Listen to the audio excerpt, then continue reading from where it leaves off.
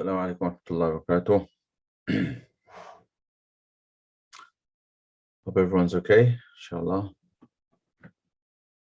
It was a lovely day today, so I thought, people might be finishing the day off in the park or something. Assalamu alaikum wa rahmatullahi wa barakatuh. That's the YouTube playing after 20-second delay. Anyway, so yeah, I hope you all had a good day. I had to take a bike ride into the city to get my vaccination. So that's done. Alhamdulillah. Hope I don't get any side effects. Pray for me, inshallah ta'ala.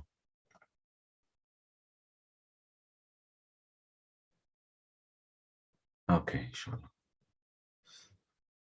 Right, so let's get straight into it.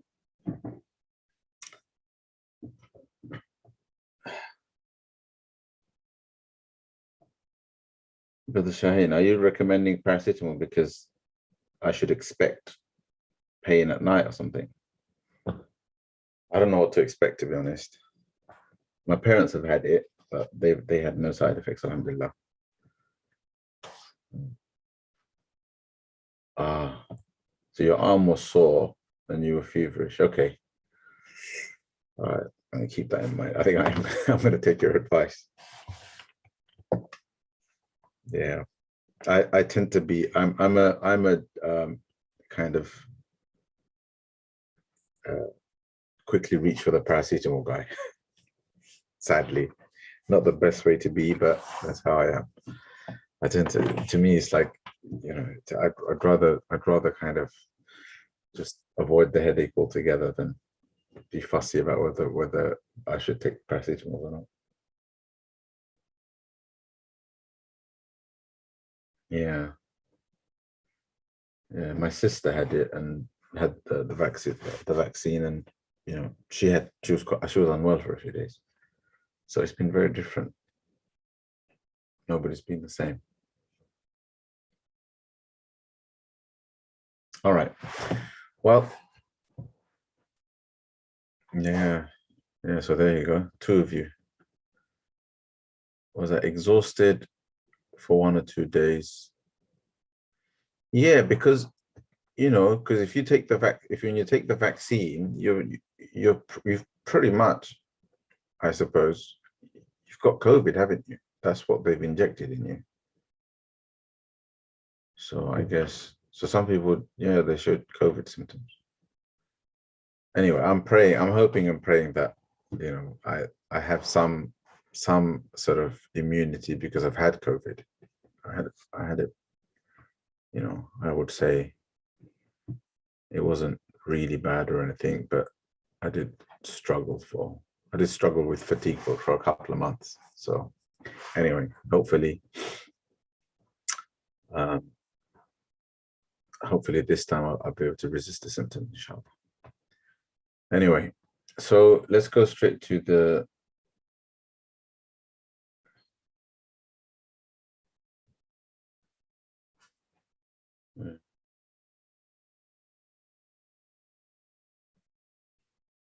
yeah, they do. I don't this thing about how a vaccine gives you some symptoms but doesn't actually give you the virus. I read something about it, but I couldn't quite, not my background, so I couldn't quite understand it. But there's something they strip away that basically stops you from getting the full symptoms. Don't know how it works. Anyway, let's carry on. We have to finish this text. We're on page 142.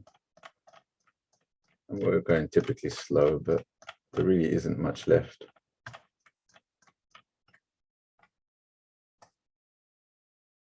So those of you who joined late, I don't know, do you guys try to go through the old videos? They're not all in one place anymore. At some point, I'm going to have to sort that out. Hopefully, somebody will volunteer to help sort it out. There's quite a bit of work. Yeah, here we are. So we kind of wrapped up last week.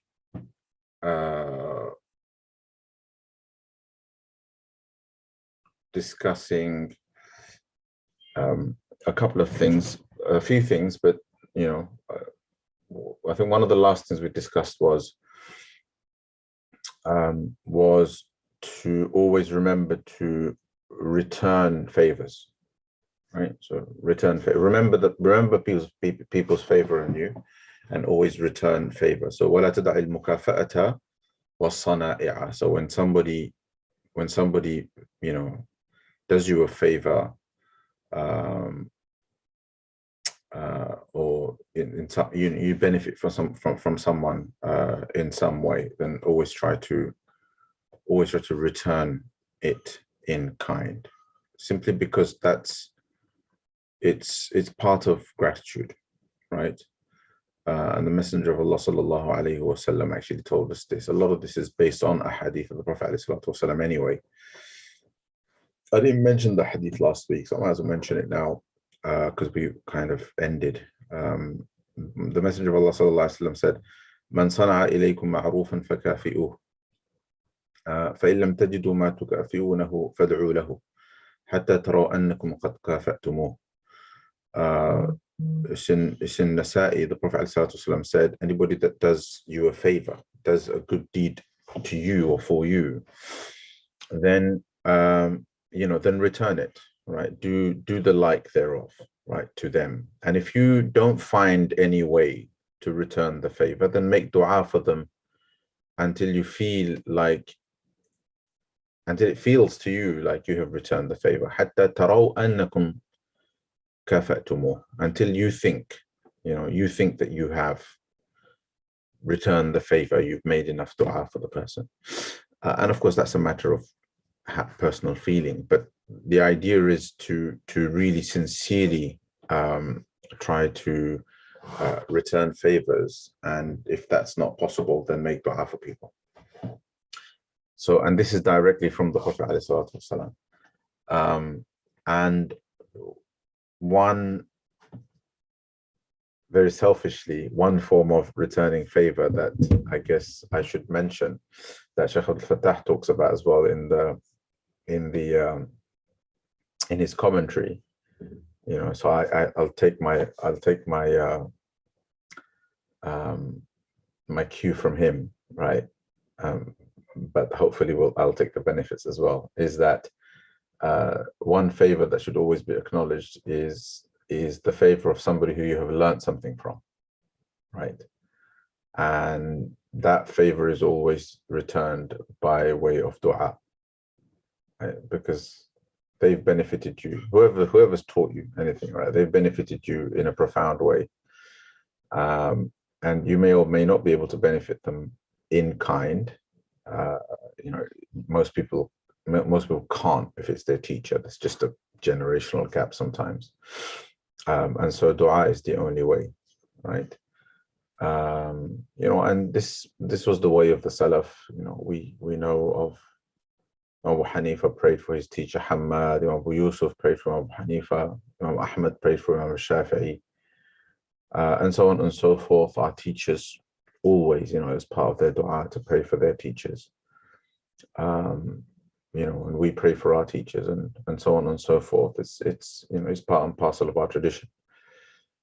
Anyway, so that was one of the last things we discussed. And then Imam al-Muhasibi says, I did discuss this, but I'll quickly skim over it. وَأَعْرِضْ عَنِ الْجُهَالِ وَحْلُمْ عَنِ السُّفَهَاءِ. Turn away from ignorant people and have forbearance towards less intelligent people. And there are two different categories of people. An ignorant person is one who behaves ignorantly. And it's more kind of, an ignorant person is somebody who you can't get through to because of how obnoxious they are, because of their conduct, because of the way they behave. A safih, as the word that is used here, safih or sufaha as a plural, is a person who isn't particularly intellectually endowed, so they just don't get it. With people like that, one should forbear and be more patient. not everybody is equally bright, not everybody is equally quick, but everybody has their qualities, and everybody is equal before Allah subhanahu wa ta'ala, and everybody has a unique test in the dunya. Nobody's test is the same. So one is to be turned away from, the other is to be, the other we are to forbear, and sometimes you have to apply some wisdom and some experience to understand which is which. And I spent quite a few days this week discussing whether a particular manifestation of ignorance in the public space should be responded to by ulama. And I actually remember sharing these pages from Imam al-muhasibi to express the view that we shouldn't. There are some people that you just don't respond to just because they are just that ignorant.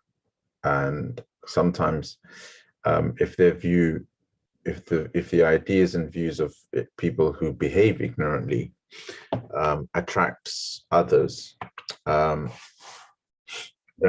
the best you can do is talk to the people, is talk to the audience, rather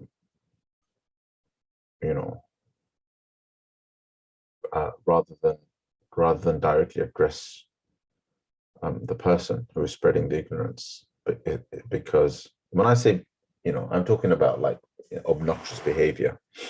You try to talk to them, they won't treat the conversation with amana, they'll character assassinate you. That kind of ignorance. They'll take the mick, they'll engage in mockery, stuff like that. And if somebody like that ends up with the following, I mean, Trump got promoted president, right? So anybody can be followed. So if somebody like that ends up with the following, then so be it. You try to address the people, try to address the audience, and that's it. That's in the context of like at the leadership level. Among people, turn away from the ignorant, but be patient with the less intelligent. And then always consult. Ma khaba ma nadima man istakhara wa ma khaba man istashara, or the other way around, I can't remember, but the person who makes istikhara never fails, and the person who consults never regrets. And so the advice is that you always consult people who fear Allah subhanahu wa ta'ala with regards to your affairs. This whole issue of consultation, there's a lot that can be discussed, but I want to share something with you that I think is very significant in our lives, right? And that is people. So everybody here is either a parent or the parents are still around. If they're not, may Allah subhanahu wa ta'ala forgive them and grant them Jannah, inshallah. But I'm just generalizing. So if you're a parent, there'll come a point, I'm assuming most of you are young parents, right? But there will come a point where your children will reach an age where they're showing signs of intelligence. The moment they show signs of intelligence, start making shura with them. Basically, start consulting them about matters. You decide whether you're the mom or the dad, whoever makes the final decision, but get into the habit of consulting as many things as you can. I say this because I've experienced it with my parents, with my father. He was tablighi, and they're taught the value of mashwara, as they call it, or mashura, as part and parcel of both the movement and its work. So they have shura every morning about the day's activities, etc., etc., and they encourage people to do it in their families. So we used to have, so whenever something came up, really uncharacteristically, because my father's, my father was a really strong person, is still a very strong person in his 70s. I'll give him a good lengthy life, inshallah. I'd like him to be around for as long as possible. But he would, I refer, like, I can't, like, honestly, I can't put a date to when this started. It goes as far back as I can remember. He would gather everybody, young, old, everybody, and say, I'm thinking about this. What do you think? Right. And he would do it in this really Tablighi style. It's like, Shams, what do you think? Badr, what do you think? My brother and even my sisters, who when this process began, when I recall it, my sisters were really young, because they're much younger than me. But everybody got a say. And this continued, which meant that not everybody participated in the same way, not everybody took it on board in the same way, but it did develop that quality in all of us. But most importantly, it kept everybody abreast of a lot of family affairs that otherwise they would not have known about. And it's a really big problem when important family affairs are just unknown to everybody. Sometimes a father is particularly patriarchal, and he'll just take care of everything, and nobody knows, right? Sometimes including his wife, right? The children's mother doesn't know anything. It's not a good idea, because often when people handle their affairs in that way, when they pass away, they leave behind utter chaos, right? I've seen it in families again and again and again, because nobody else knows anything. Nobody knows, even if they know, they don't know how to deal with things, because they've never had an opinion. They don't have to have a say. They don't have to. Sometimes people mistaken expressing their opinion for their opinion being heard, right? If your father is the leader of the family, as our structure goes Islamically, if he asks for your opinion, you're just expressing an opinion. The decision is his, right? But you've had the opportunity to think about the matter, right? Perhaps even consider how you would have done it if the decision was yours. That is extremely valuable. And it develops leadership qualities, it develops intelligence, it builds experience, and so on. So there's more benefits to, there's benefits to mashwara, or this idea of consulting others, that go beyond just what you have to gain from consulting people who fear Allah subhanahu wa ta'ala, and people of wisdom, as Imam al-muhasibi is talking about. The idea that the practice of consultation is actually something that can be instrumentalized as a form of pedagogy, as a tarbiyah mechanism, as a way to nurture leadership qualities and intelligence in young people, not just your children, but in young people in general. It is an excellent method. Okay, inshallah. So I'm hoping that you guys remember this, because I have immensely benefited from my father's practice. And obviously, like, I've seen the contrast in other people. And sometimes, I would say that when you value something like this, it doesn't always go in your favor, because you do nurture, when you do it, you actually nurture a lot of confidence in the people that are under you. So your children, and they do eventually end up disagreeing, and they end up doing things in their lives that you won't agree with, but you still should take credit for what they do, because just because you don't think they should do something the way they're doing it, if it isn't principally wrong, like if it's not a sin, then you have no way of knowing that what they're doing won't be successful. And even if it isn't successful, it's a failure. It's a failure that they will learn from. But there's a confidence and a courage inside of them that you have contributed to, that you can take credit for. People's egos often, a father might look at his 20-something-year-old son or daughter who took his father's opinion and then did something different. And he might think, how dare he? How could he ask me and then not listen to me, not follow my opinion, and so on? But actually, that's not a bad thing. It's not necessarily a bad thing. And I say, the reason why I'm saying this is because this is more likely to happen with the children of fathers who have nurtured leadership skills in their children through methods like the one that I just discussed, through like the method of, if you consult them all of their lives, you are essentially building independence inside of them, because you're developing inside of them the confidence and the know-how, the knowledge, to think about diverse things for themselves and eventually make their own decisions, which will mean that they will come out from under your shadow sooner, right? But it also means that eventually when you realize, mashallah, my children really do make intelligent choices and decisions, you'll also be able to hand over to them early and kind of take a back seat and relax and enjoy your ibadah and enjoy your old age as you should. This doesn't happen. Like, I see parents in their, I think I'm over discussing this now, but anyway, I see parents in their 60s, 70s, 80s who are literally taking family affairs to their graves, one foot in the grave.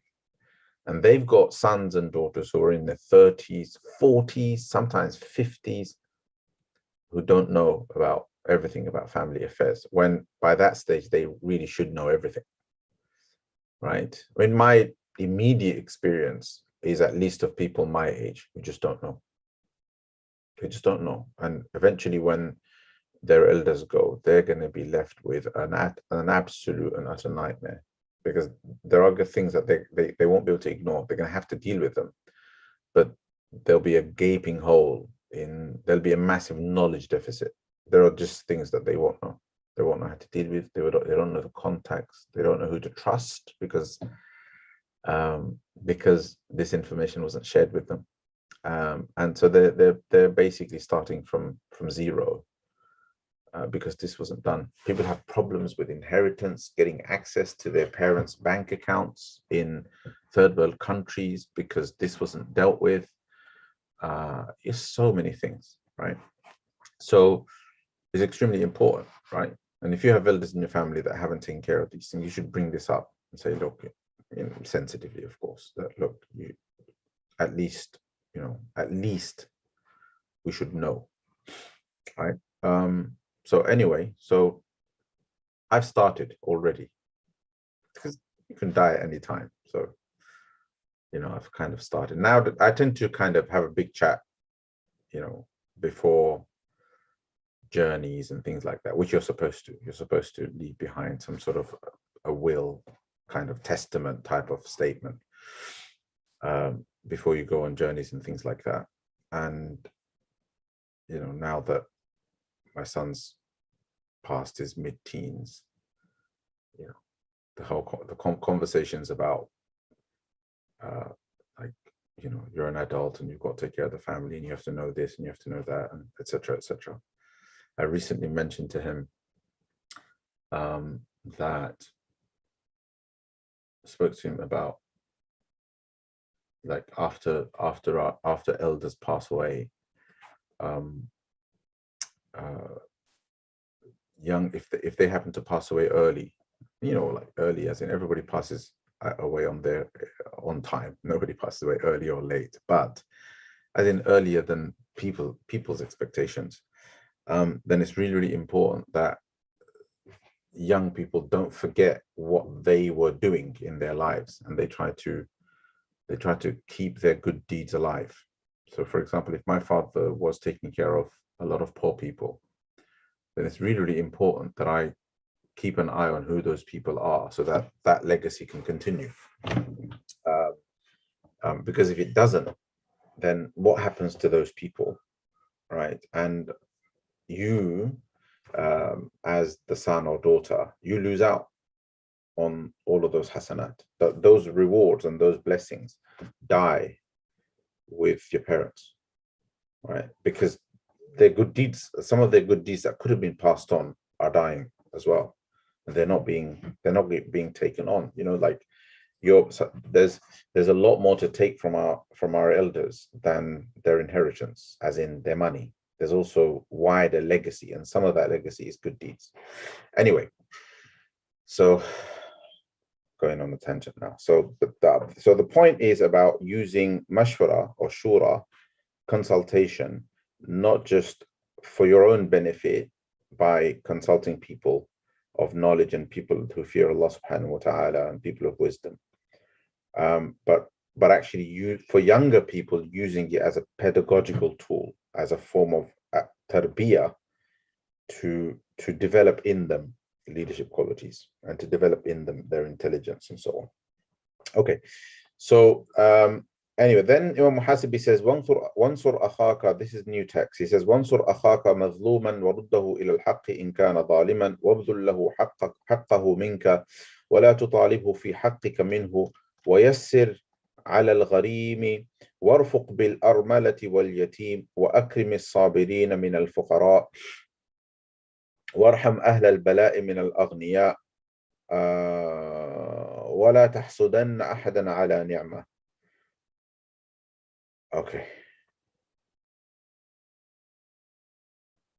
I'll stop there because the next paragraph is quite important and quite heavy.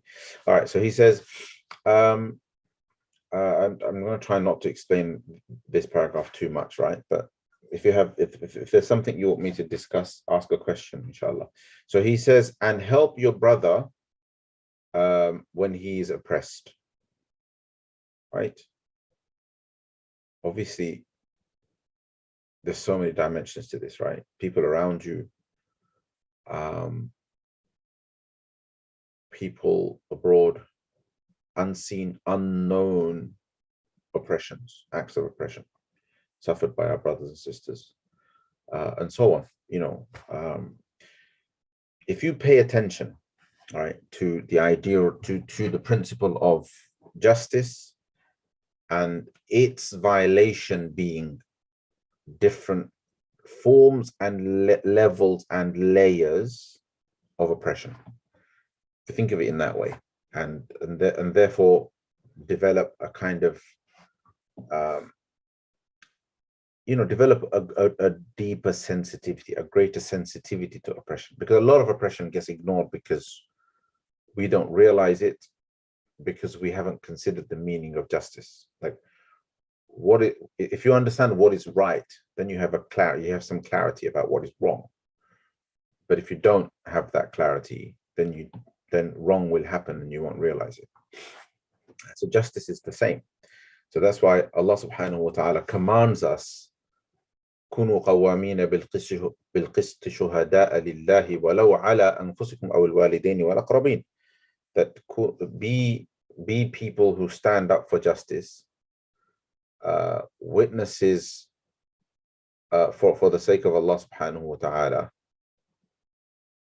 even if it goes against yourselves or your parents or your relatives.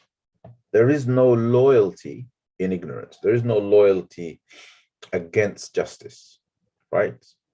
Somebody around you, a parent, a brother, a sister, a relative, somebody who normally expects your loyalty, is involved in an act of injustice or is not acting justly. Sometimes there are subtle differences. Sometimes you have to say to somebody that you have to be fair here, anticipating that they will commit an injustice because you preempt and you anticipate that they might act unjustly here,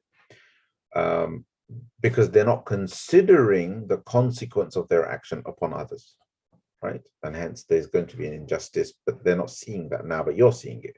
So you have to say to them, look, you have to act fairly and justly here. Secondly,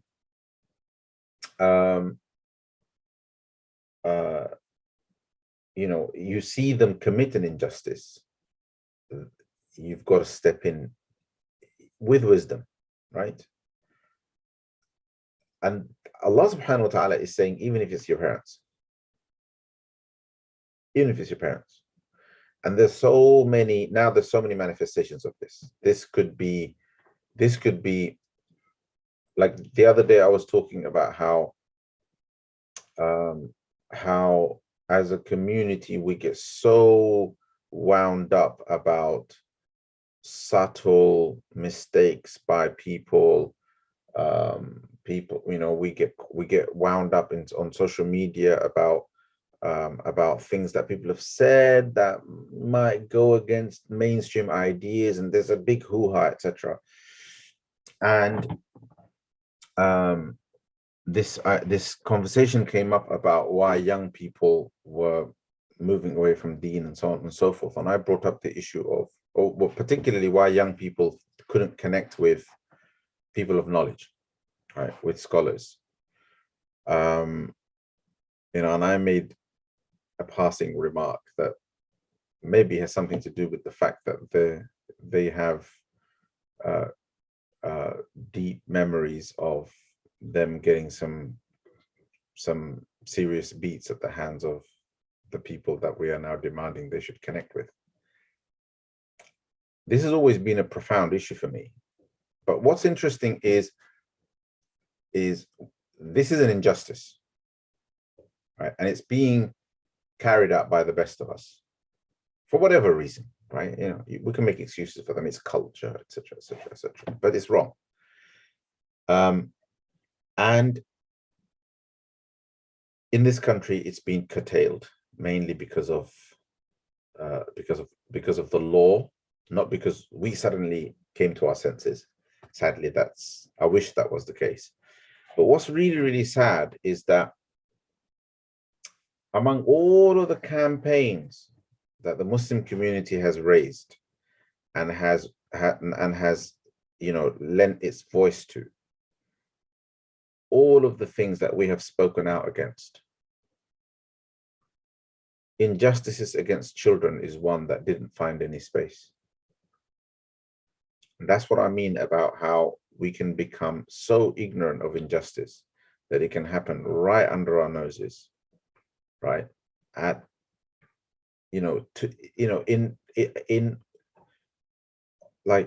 In ways that are just, when you think about them, they're just unspeakable, right? Honestly, it's just so awful that it's difficult to articulate, but it's tolerated. It's just tolerated as normative, as a cultural norm, right? And it never occurs to anybody to challenge it. Nobody lends their voice to it. Nobody says anything. Nobody does anything. The same is true of how daughter-in-laws are treated sometimes culturally. The same is true of how girls are treated differently to boys. The same is true of how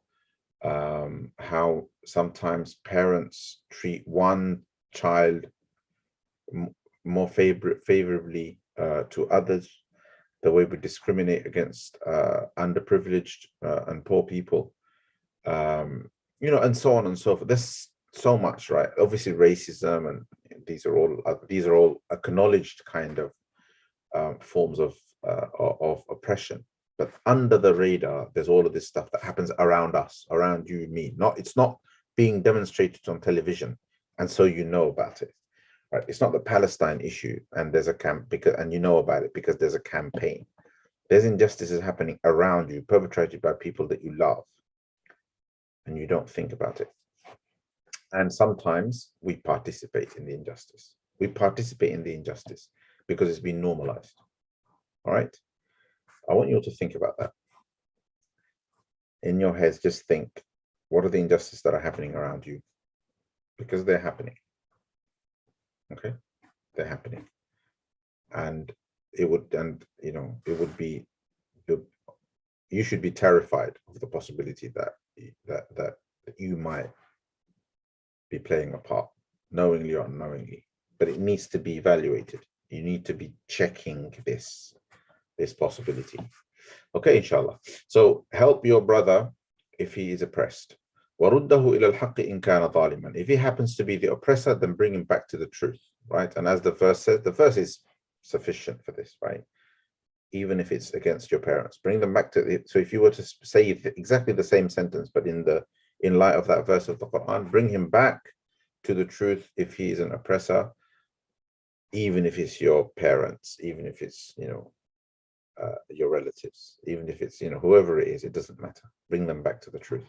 وَابْذُلْ لَهُ حَقَّكَ مِنْكَ وَلَا تُطَالِبْهُ فِي حَقِّكَ مِنْهُ. And be generous when you give your brother his right.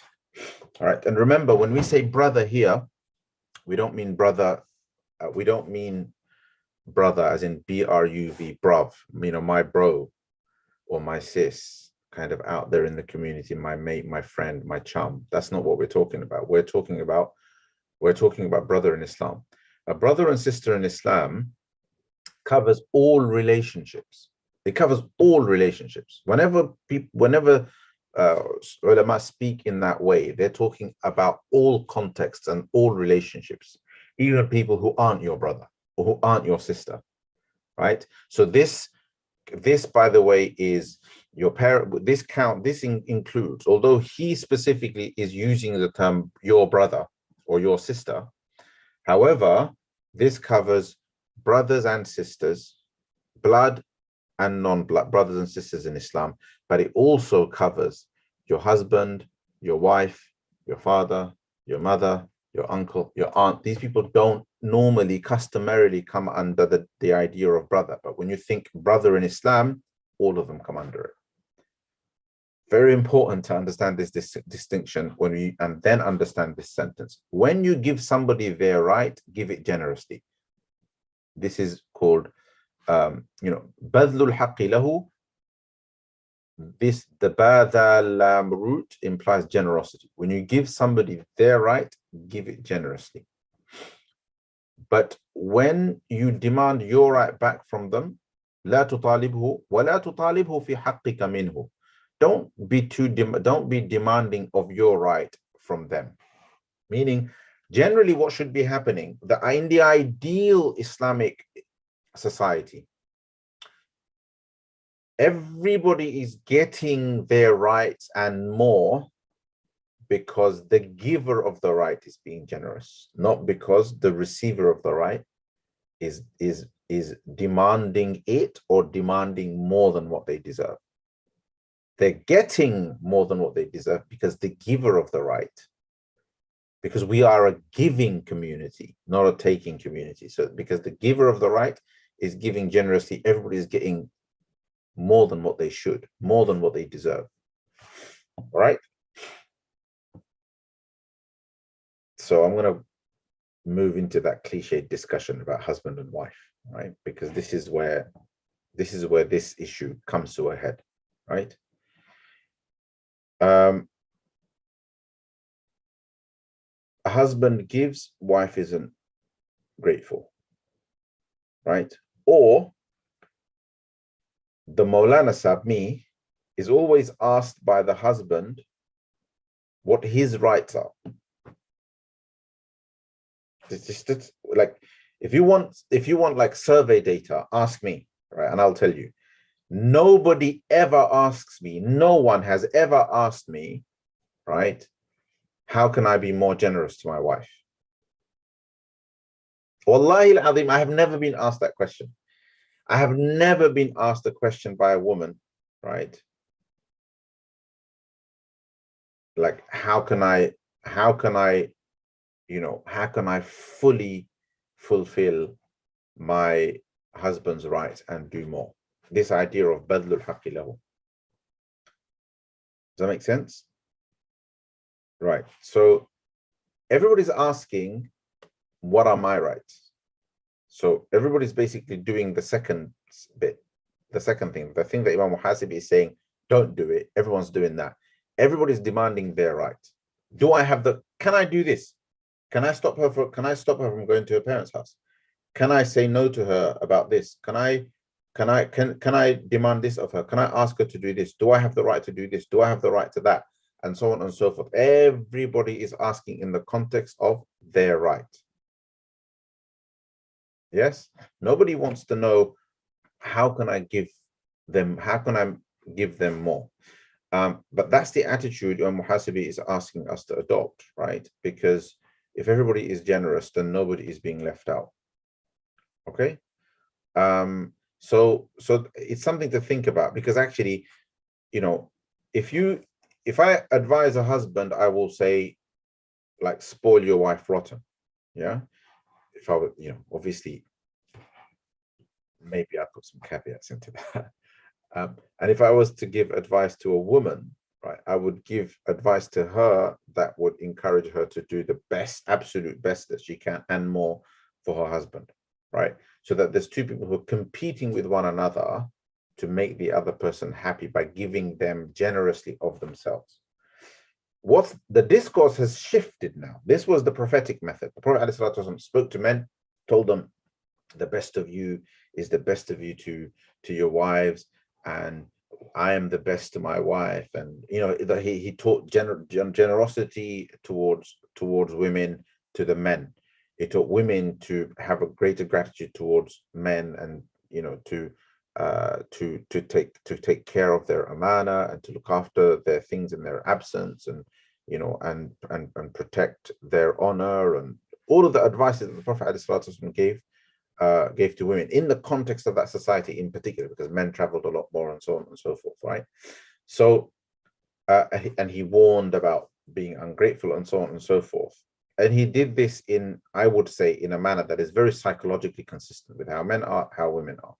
What's happening today is everybody wants to know the fiqh, and the fiqh focuses on what's the man's rights, what's the women's rights, which by definition is focusing you on the minimum. It's not going beyond that. Everybody is trying to focus on the minimum, and that's why marriages don't work.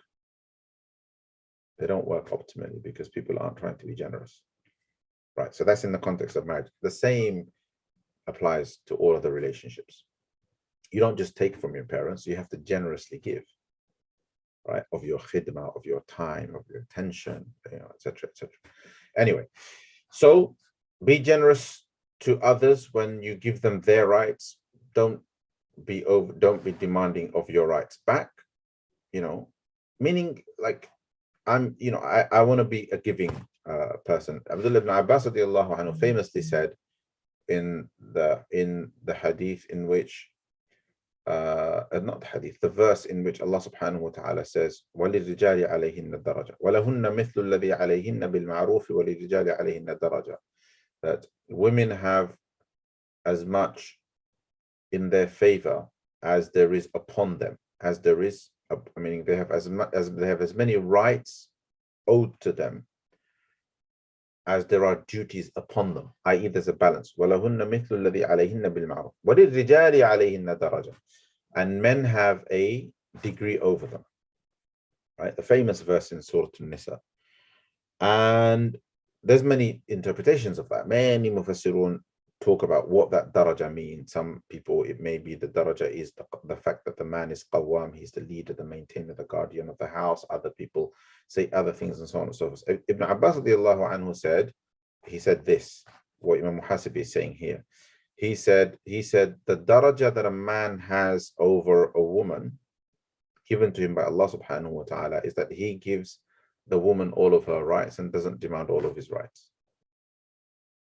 That's the daraja according to Abdullah ibn Abbas radiallahu ta'ala.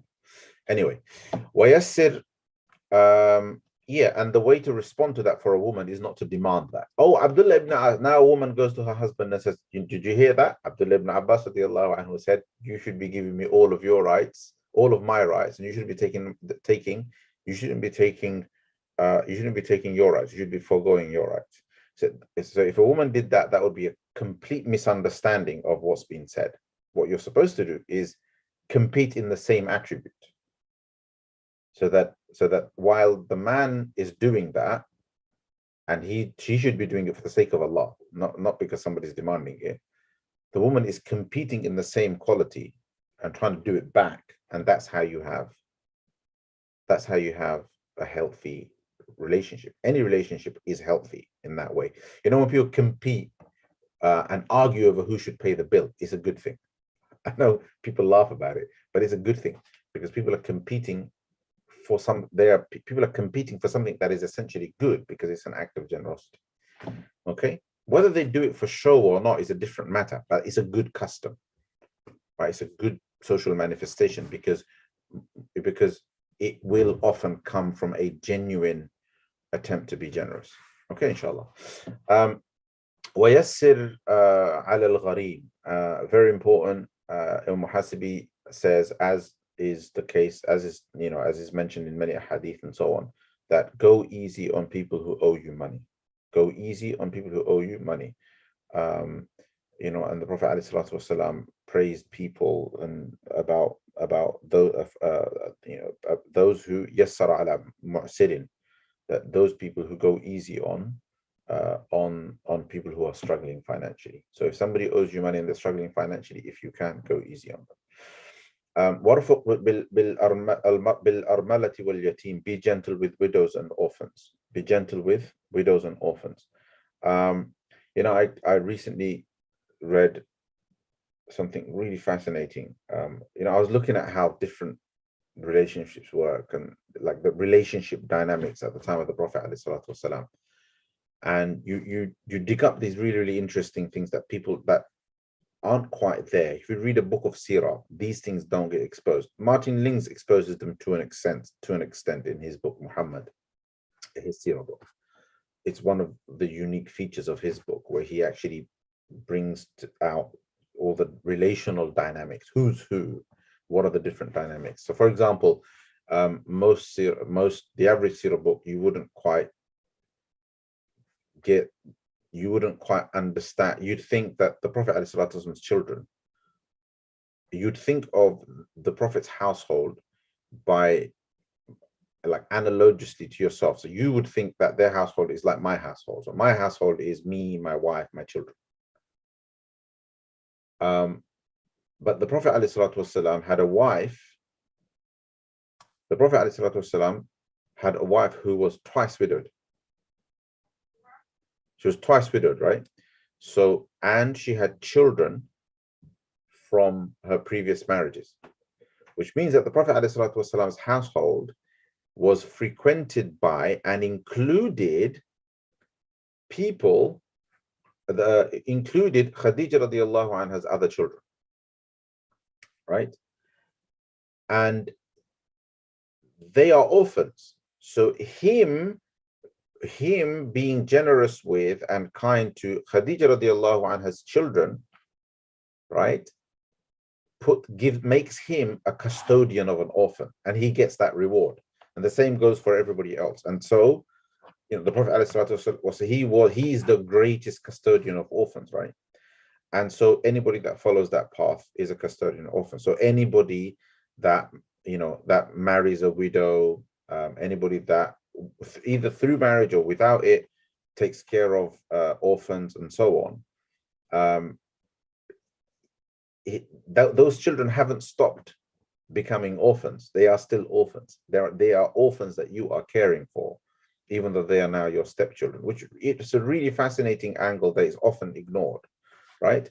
So a person who marries a widow, for example, and takes care of her children, if those children are orphans, or even if they're not actually orphans, but they're neglected, their father is absent and so on, then practically they're orphans. Inshallah, I'm hopeful in the generosity of Allah subhanahu wa ta'ala that they'll be rewarded, because practically they might as well be orphans. But that's the reward. It's the reward of taking care of orphans, right? Anyway, so he's talking about be generous and gentle to widows and orphans. Of course, in those times, a lot of widows and orphans were widowed. They were widowed and orphaned because of battles, because their husbands, their fathers were shaheed as well. So that puts a whole other dimension. It adds a profound additional meaning to it. وَأَكْرِمِ الصَّابِرِينَ مِنَ الْفُقَرَاءِ, and alhamdulillah. And Muhasibi says, be generous towards poor people who are patient. Mentioned in the Quran, الفقراء المهاجرين الذين أخرجوا من ديارهم للفقراء المهاجرين الذين أحصروا في سبيل الله لا يستطيعون ضربا في الأرض يحسبهم الجاهل أغنياء من التعفف. Allah subhanahu wa ta'ala speaks about poor Sahaba from the Muhajirun, who people who don't know about their circumstances think they are rich because they don't ask. Those are the people that al-muhasibi is talking about. Patient poor people, you should seek them out, because you would normally not know. You know about the ones that beg, the one that begs, but you don't know about the one that doesn't, who's patient, who's actually sitting at home starving, right? And is probably poorer than the one who begs, and therefore gets his needs fulfilled, right? Those people, is extremely important to seek them out, help them, be generous to them, and respect them. They are people who are not only worthy of help, but they're also worthy of respect. وَارْحَمْ أَهْلَ الْبَلَاءِ مِنَ الْأَغْنِيَاءِ. Interesting, he doesn't ignore the rich. He says rich people who are in some sort of tribulation, right, who are in some sort of trial, who are in difficulty, they have responsibilities. Just have mercy towards them. Don't look at them as evil, etc., etc. Consider the fact that they also have challenges and they also have difficulties. وَارْحَمْ أَهْلَ الْبَلَاءِ مِنَ الْأَغْنِيَاءِ. Rich people who are being tested and tried in various ways, look upon them with the eyes of mercy. وَلَا تَحْسُدَنَّ أَحَدًا عَلَى نِعْمَةٍ. Never ever, which is a good follow-up to the previous line, never be jealous towards somebody who has a blessing, right? Never be jealous towards somebody who has a blessing, because and as you know, jealousy is a destructive quality. It eats people's good deeds. It's actually a psychological, it's a terrible, it destroys people emotionally and psychologically. If there's one thing you can rein in, try to rein in jealousy. Okay. And there's something called positive envy or ghibta, sometimes it's called in Arabic, where you feel envious towards somebody because they have something that is noble and you also want it. You covet it for yourself. That's not jealousy. Jealousy is when you are jealous of someone and because you don't want them to have that blessing.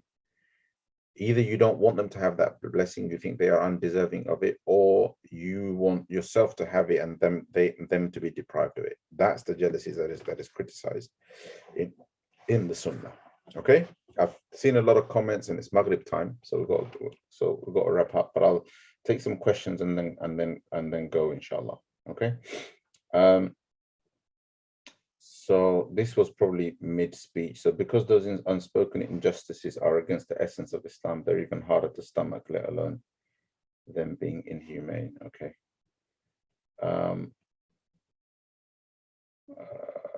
Some would say that by polygamy, one can take care of the widows, but at the same time, I understand Rashid says it is impermissible in this day and age, as far as I have understood it.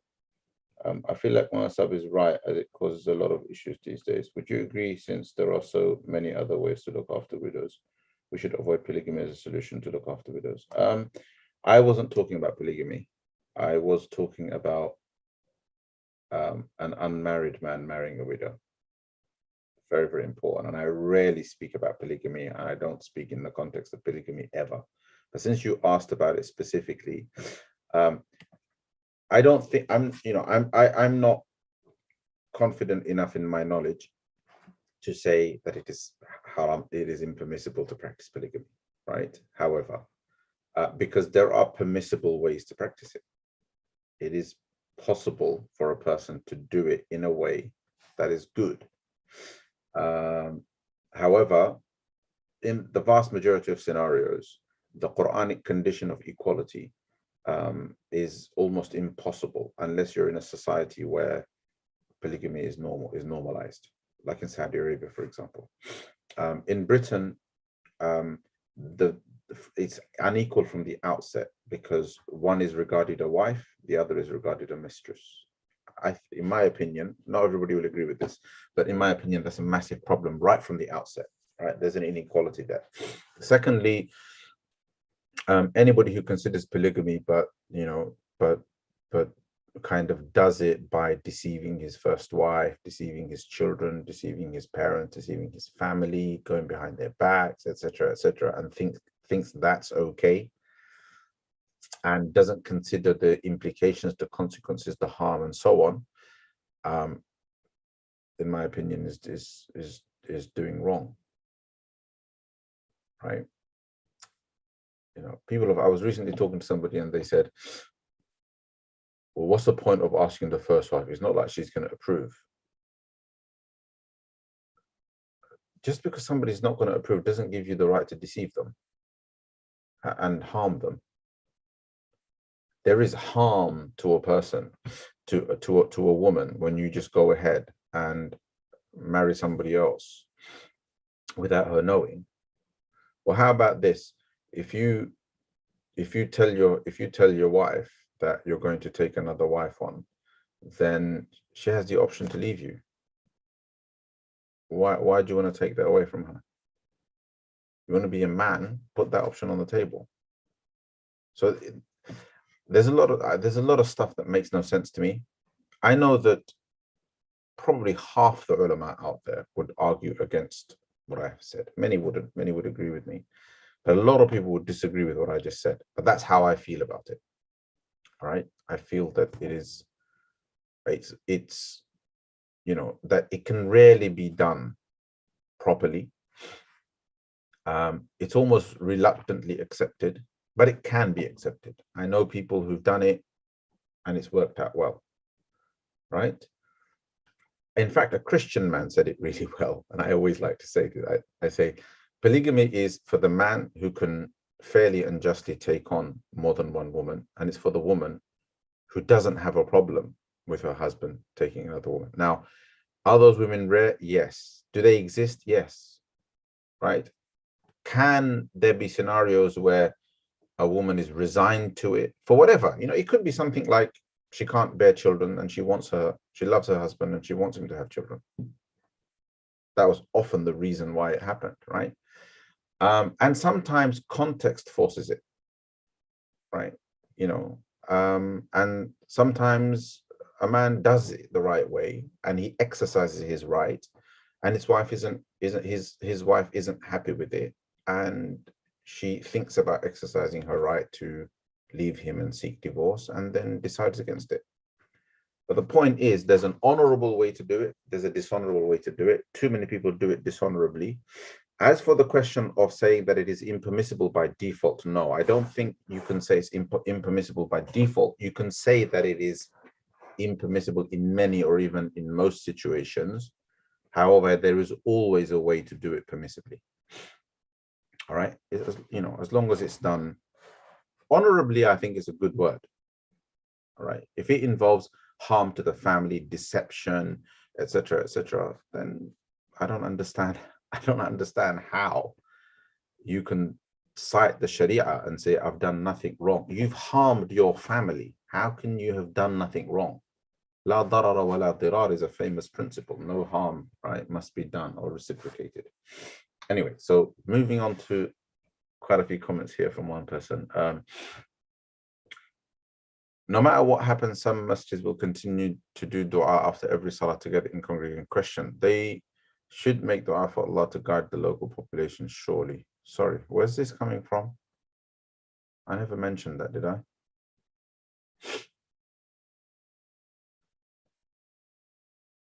Two or four. As the Prophet made dua for Umar radiallahu anhu by name, surely we should give da'wah to those that have the most right and make dua for them too. Yes, and it's permissible to make dua for non-Muslims for their guidance. You should be standard dua, actually.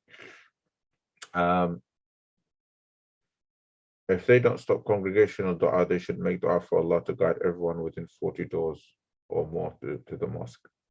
Sorry, again, where's that coming from? Alhamdulillah. I'm sneezing for some reason. There are people that live on top of the masjid in flats and they don't come to salah at all. Yeah, so I don't know, you know, talk to them, give them da'wah, etc. So obviously that's not a good thing. So who should pay the bill?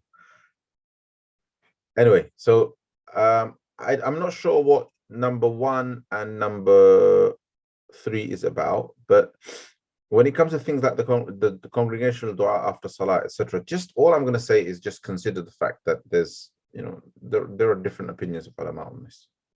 Just that's it. That's all that you know how I present matters of difference of opinion. There's difference of opinion in this.